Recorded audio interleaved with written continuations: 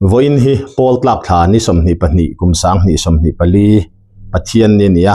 tuna hian jingdariat borvel ania wantong official channel thir tu jong jong te chibai kan buk chawa hei tun tuma hian mi pathum kan ronin lana kabula thu hi pusi lai nu na tun laia lar em mai hei tun hnai nimin lama social media kan lo mu airfila oyame kumpuan duty tele VDP 10 tin social media chong kan mu a rong taka an soisak hlum tak devita pa te u naw ania pusi lai nu na hi devita pa u ania pusi lal ngai tuanga hi devita pa chang le devita pa naw ania ti chuan tun tuma hian an ni hian thil khen dan tlang pui an chung ko chan chin te he an fa paboral chung changa an ril ruput dan tele tuna an boruak to mek enge thil an din mun mek te an chung kwa a ngong dan te min ril don ani punun ti hian han tran mol mol mai ta ila khongain in chung ko din mun tlang pui te devita pate una wengza nge in ni ti le in lo seilen chaudan tlang puya kha ahma sai min han thil phot mai te che ola lo mama nya kini he kapai tlang khu ma nya nu sang le ni nya khobong khochuak kan nya champa hian sang ko samre pali ang pem pheya chuan karot veng thler poi hian le lo ning kan oma ti chong keni unaw hi pakwa kan nya me che pakhat nya chuan chumjinga chuan ke hi tuna devita thita hami pa uchi ai kania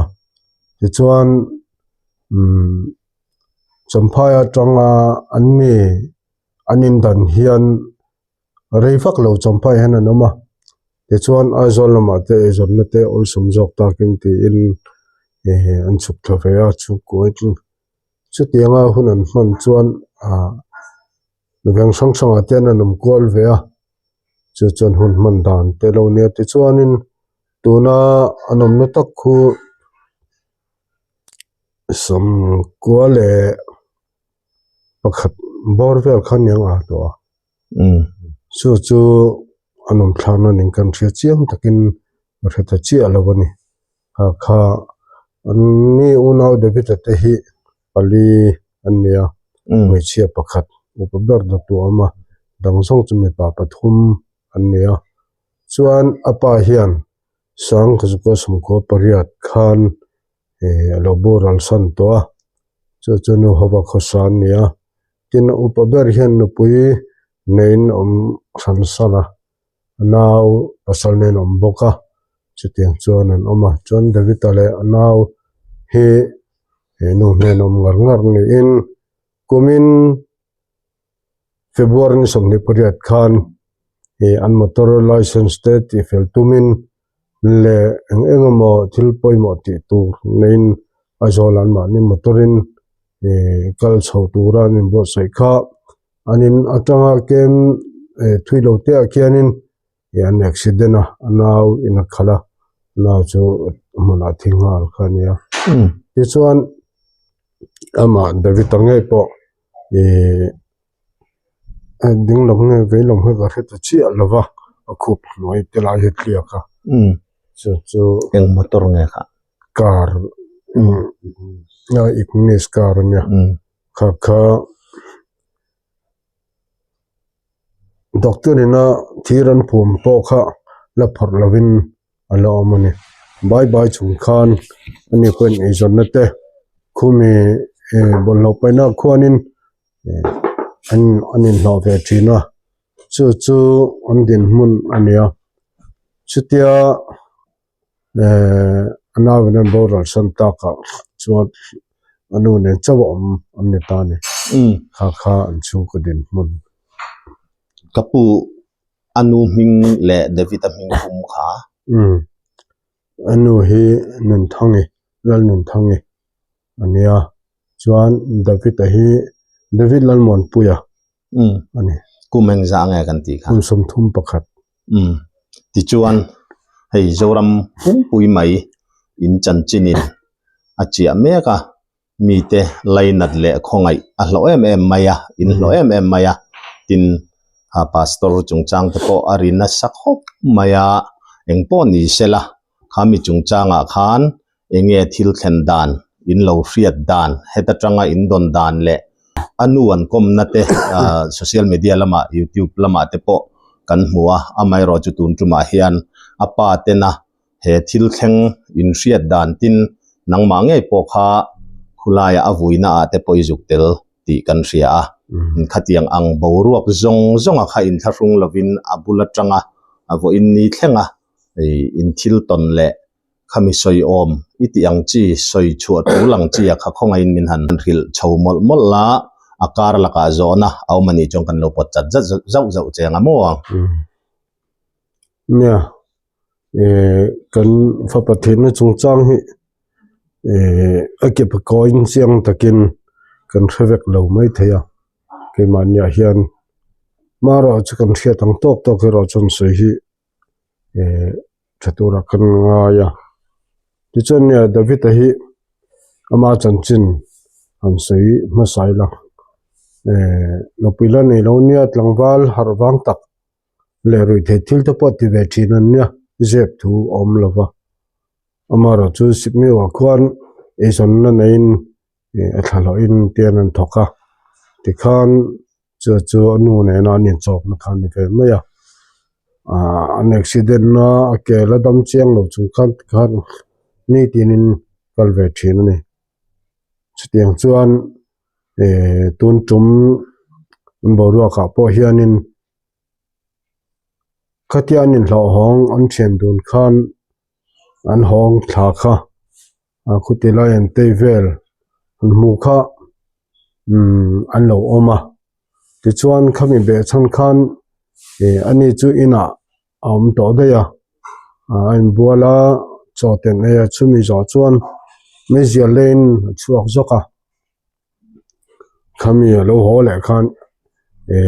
anon latani VDP chon tani ania tia enge omzia tia thil kan an zot fiange possible chungchang te ponti ning kan an ria kham kha anin foi phedan chu nia chuan an thian dunan zo khan anni lo thu te chu an sei thina ama ro chu an vuang na satak ema ero kha chuanin an mani khan lo thon nein kan la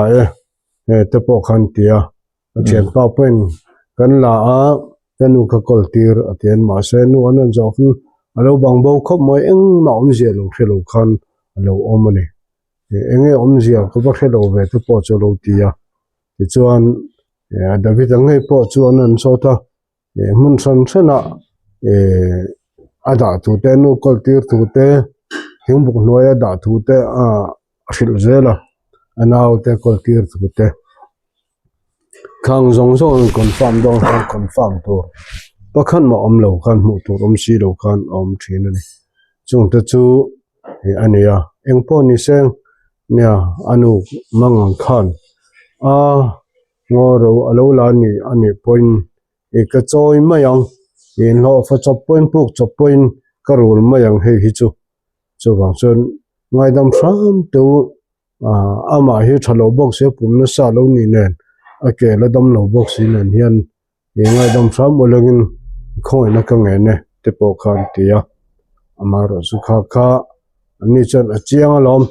a poisa kan hu ma chung kan vadon an tia an te khan ti dan phung ania ni achian pa pon von sakhop me kal pokal thelovin siama dukluk man tia ni ma chu ka zok mu ve chi alawa ti chuan ke ni kha zandar khat ni lai zan ania zandar khat vela khan kanaute minun phone chutia enge ni omzia pen ti khanin Davida tia enge engnak nen nga thia ti khan VDP nan volume ti tamai si kha mi thong le maya ang po ni se chu ti ni si chuan ang tinga kan tiang an tia una ho te kan ko khoma kan ina zandar thum ve la khan committee kan an ne kal dan tu te relin ti khan kan han ang ko khom khan ne chuan pali kan kal tha a chu kan hun man dan deuh chu ni maya maro chu kan kal thak siling kan thlen kan phone thak khanin postmortem turam phur chawa ron man mo lu tuk lo me ro te khan te wangin man mo lu tuk lovin kan kala siling a chu chokhanan muang chang pota kanan thling thla khadar kuari mang kan thling thla a tilom je te kanan zota yang po ni seng tuna chuan til chiang kwang ta kala hriat vek le the ni lo wangin nakina hun man mo lem lawa ti chi ni don he ti te kha kan soi khom ta ti chuan an postmortem result te mai ilangin thum chen chen a po khan thiat po kanan tumna la thei chuang lo la ya khandar khat le min som vela in an lo thling thla chu an mani den mun khan ni deuh tlang pui maya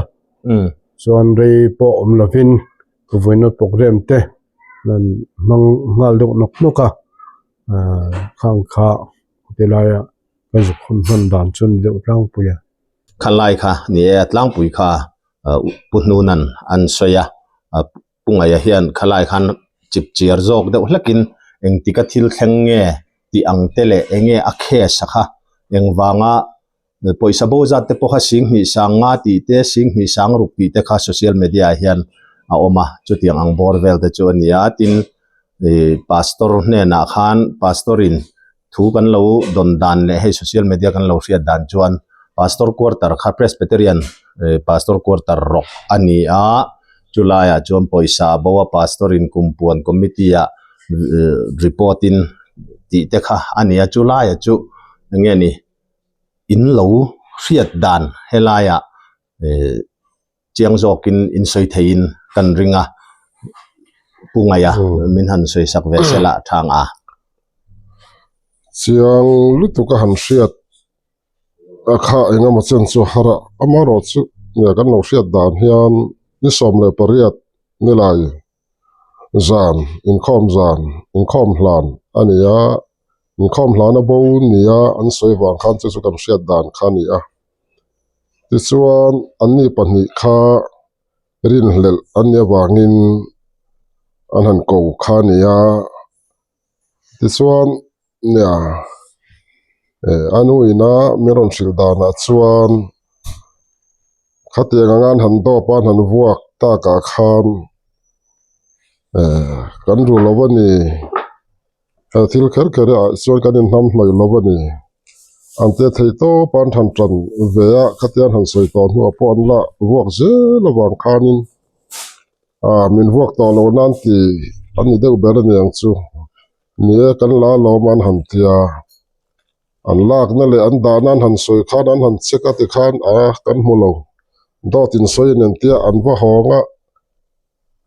va tu te po kha an va hlap thale thina chuta khata kan da thei hai buk hnuaya an tia an va zonga an musi lo do tin soi an ti le an vole thina ti reng khanin hun sanga da nianin soi ma se an mu tak si lo wang khanin an hlap non ta zela ti chuan tuar thei tangang lo chodon nen ria da wang khan an nu po kongka hong rokin tiang khanin an luta david apo khan kanu ka tuar thei to ngang lowani min tran pui ro min chan ro atia anu po chuanin anin bo thua ti khanin anu po chan lo hotel nok ani mela ti chuan anu po chon kuai thena pona an da le ta ti chuan an vole an vuak lai chu ngai tha ani maya lu theini to si lowa poni se pastor hna ngai dami zuk dil tiang tin anu te po chun kal tha pastor hna khan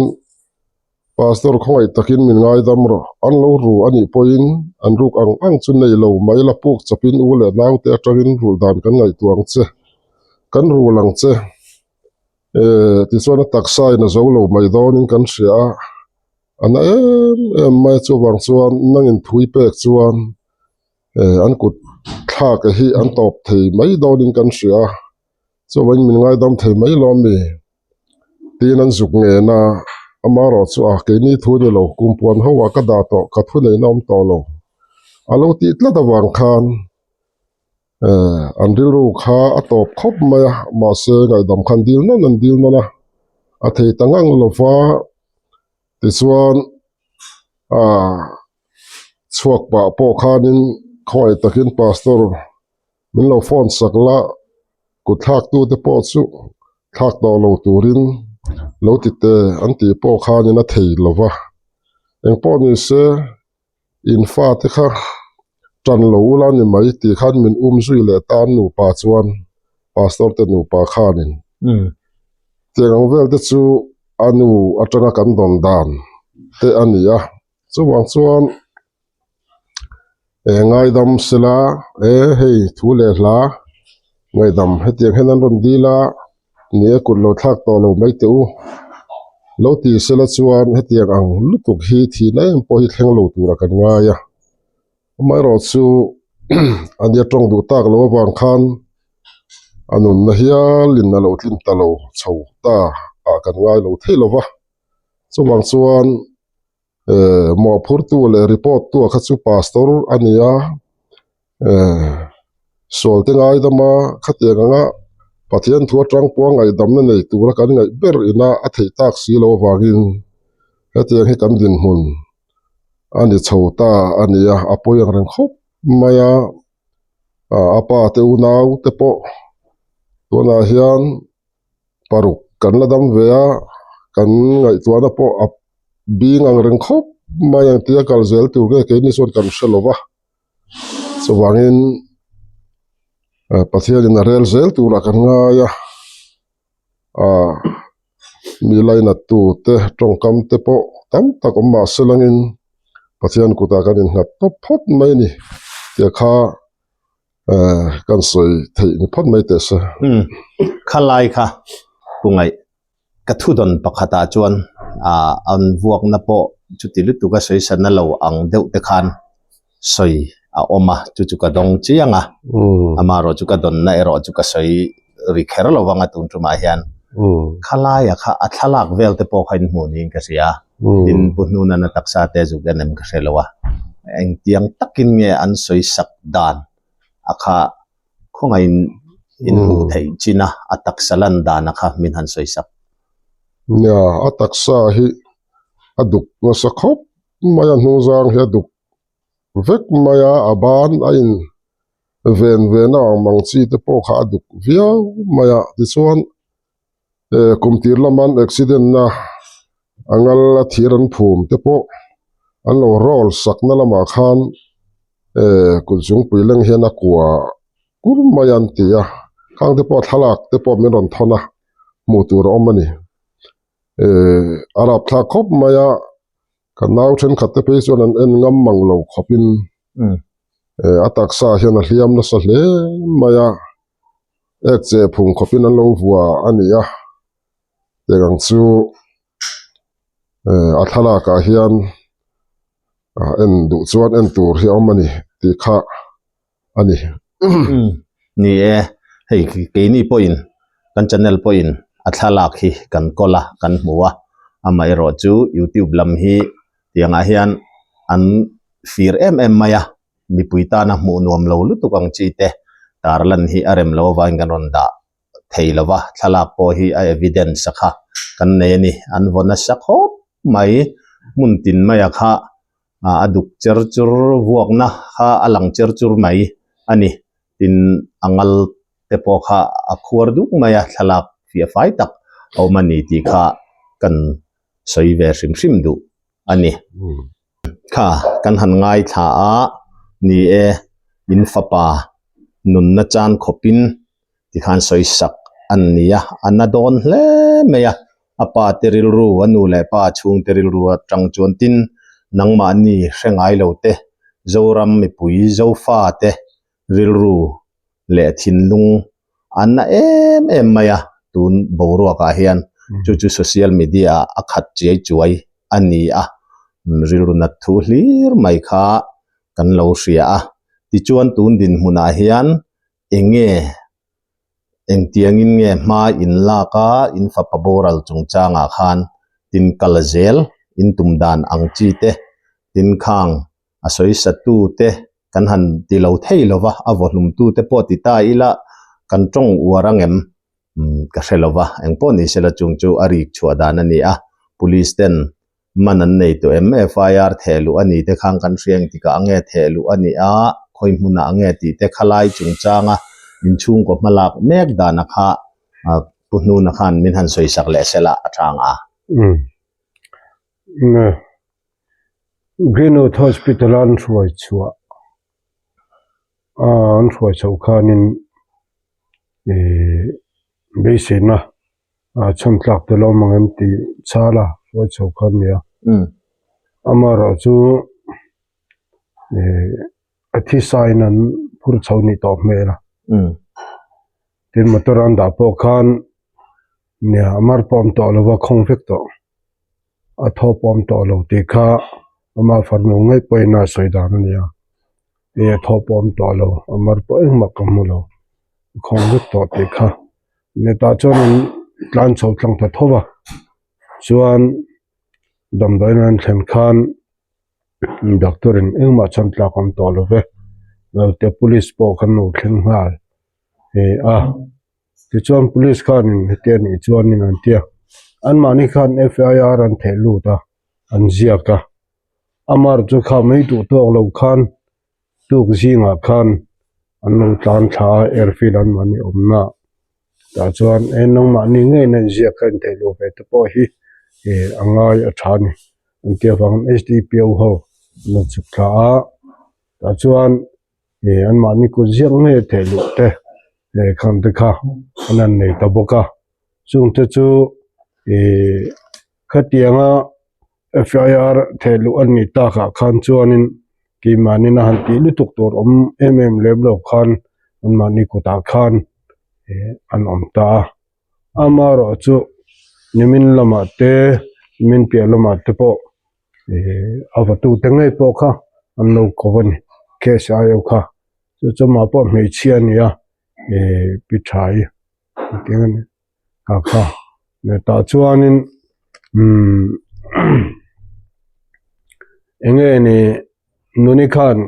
davizanu inan zo khan entin nge in manem anti khan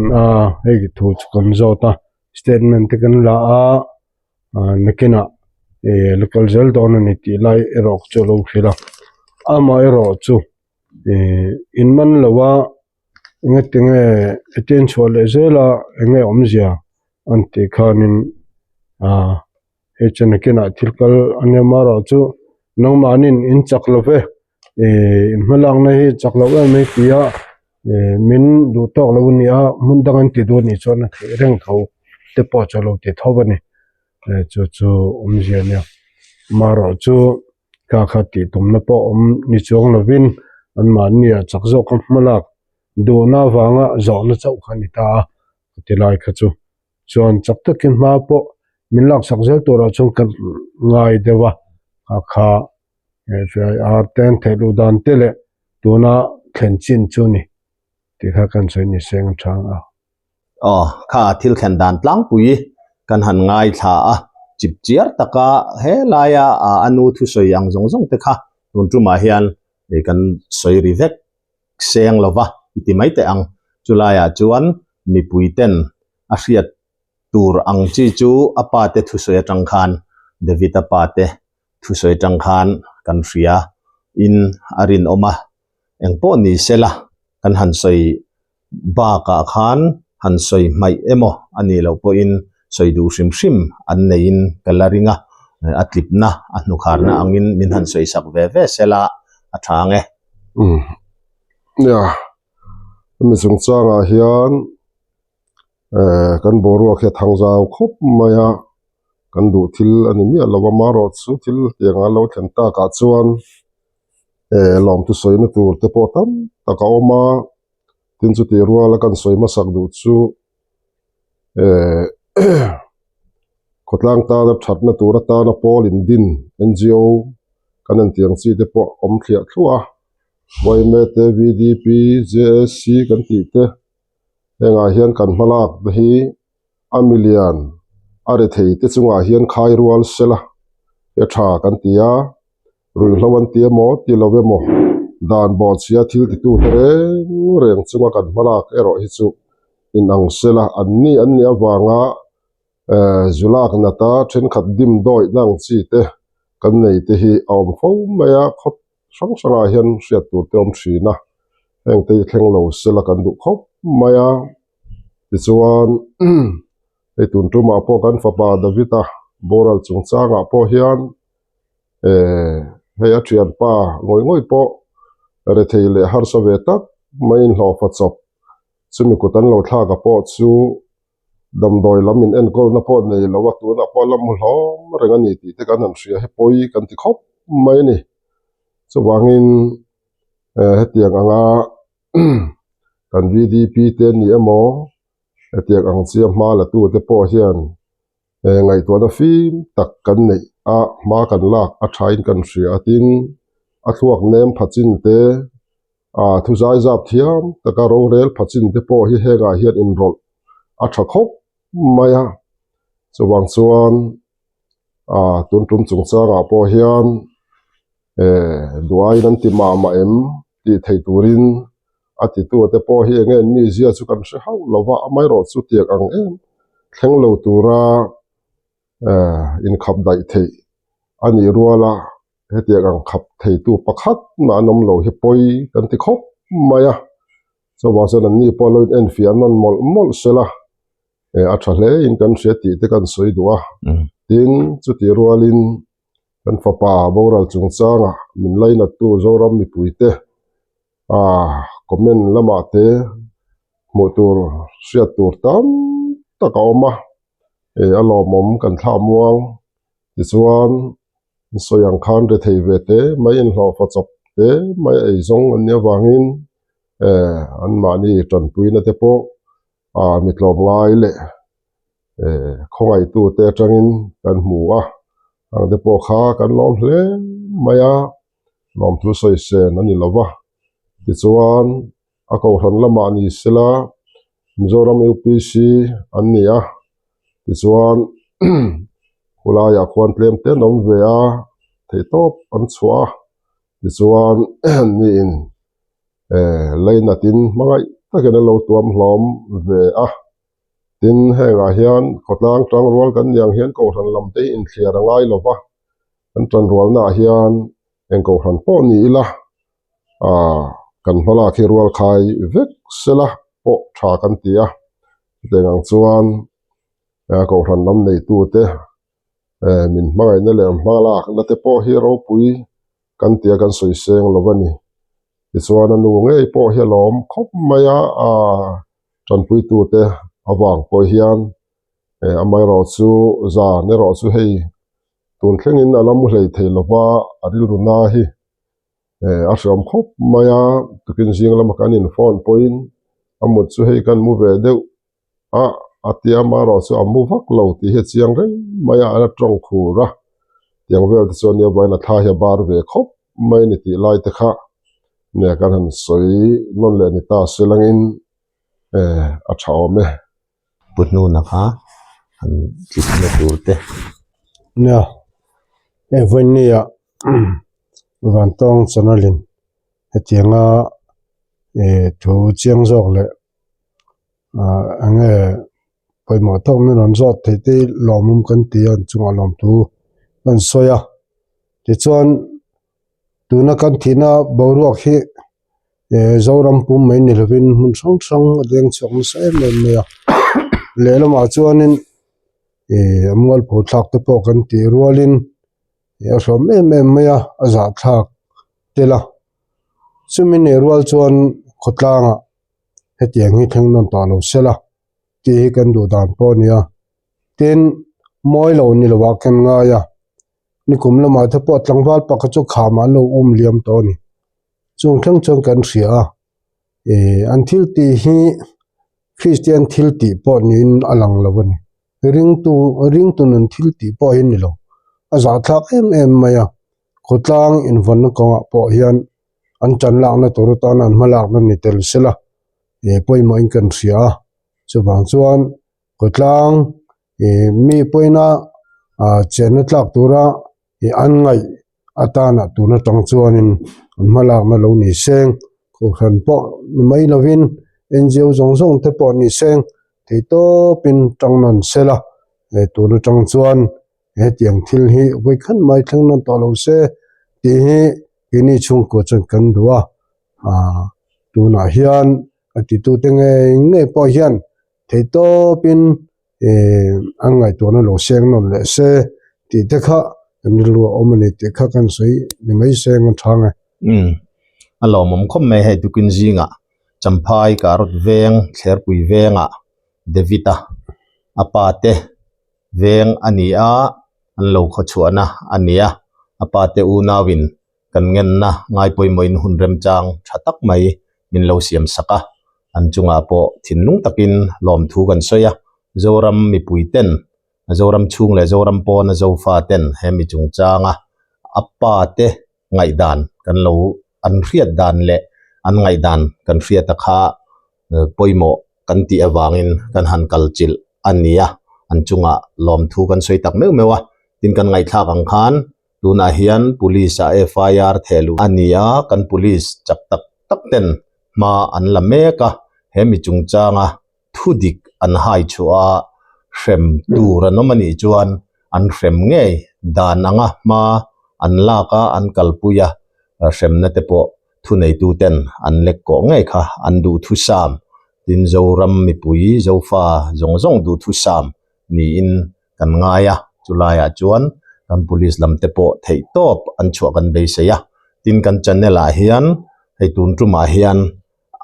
anu kan be pop thowa chuti rualin anu thu soite a social media danga te kan lo hmu to a devita hian palama unaw pa te achung ko hung tak mai anei ve thowa apate han kom akha kan rilruwa aliana tin mi puite po ina apate lam oka kan hriata kha apoi mo vea kan hriata wangin tun tuma hian apate lam kan han kom ania tin kan channel hian tran lam kan nei lowa chu adike diklove ti lamakha soi thei kan nei lova tuna hian anni chau kom lova mi pui mi tam tak du dan anga a side B side A le B thil re chu a chelama a thalama side A le B om ania a side B lam hantitaila a side le lam te poti ta zokila dik ome khukhulai airfila VDP tele YMA lam ruai tu te po thei top chuin kan han be popa anni poin thatakin min lo changa chuti rual ero chuan hemi chung changa hian voice record laka an thu le hla tar la nakha rem chang anti chi alo awangin kan ron tar lang theilova chu kan channel min lo ngai thak sak tu te point enga tinge ava bias ve apate atur tu devita chung te lam ringot mai min lo ti ani point thei top kan chu ani VDP president le airfield branch YMA president le secretary keima nge hian ka beto a tin kan pastor lar tak mai po hi kan thian te kal tlanga biak po kan tuma maro chu phone a switch off ri de utlat mai anti awangin ka be thei lova kan be thei ani chuan biak po ngai po kan du a arem chang ani chuan anni lam in oka anneya soidu an nei ni chuan kanin hongreng ke ni lam chuan chu thei top chuin ma po kan la a kan hlo chamri ani ti la ya kha mi puiten min riat pui kan du a chulaya chun mi tam tak ten youtuber ten side lam an nei chu tiang khatiang han ti ate kha om theya wangin an bula nge hian kha ka soi chuak du a tun tuma hian anni lam chanchin kha vong taka tarlan rim rimatu te modem na emo khatiang anga kha kan tumber ani hran lo chuti ruale ro chuan ka soyang khan zoram mi pui hriata apa te rilru an thil he van duina an to an lo ton dan ang chi te kha kan ngai thlak anga kha poimo na thui tak nei nia kan hriat awangin kan han kalchil ani a ti chuan he chanchin hi ni e social media kan hmuna sa a tukin lama ka hmu then khata phei kha chuan pastor quarter ka poisa bowa kha sing ni sang ru borvel ti ani a khalaya khan pastor dem na te po anasa hle maya then khat phei chuan kha sumbo ru na tur kha gpay te point cheng khat te chenga te an gpay ava el sen na lam te po ni in alanga khatiang ang kha boru kalmek ani a engpo ni sela hetiang ang athleng thin hi zoram mi pui te hian poi kan ti ariata khotlang ta na theitop chuatu te kan film khur chho angai hle mai Christmas kumthar wokvet kan han chuang kai chho ani a mi pui tena chung tin tena lim taka kan man theina na malatu tena lungai na kan thlen jok hlau zelang ti hi a hlom hle in ka hria a tun malamin hetiang ang thom hi kan hrezing kan hretamang renga tun lai ro chuan atam to lo khop maya kan changkang zela kan rilru po kan in siam that zel apoi moin ka hria kan malam hun kan tha kal zel te tan po hetiang ang hi nichina devita pate ngei nan so an han so yang khan to lo theisela film khur takin he zoram hi kan ta kan zawaya chen natlak zoram nuwa masiam tura tan kan lak zel khatuling ka ria ke point kan soi tade udu ani kan channel min lo thlir sak tu zong te lom thu kan han thil chawa atu langin hemi chungchang a hi remchang a oma atu lani chuan ron tar lan le po kan tum don ani kan lom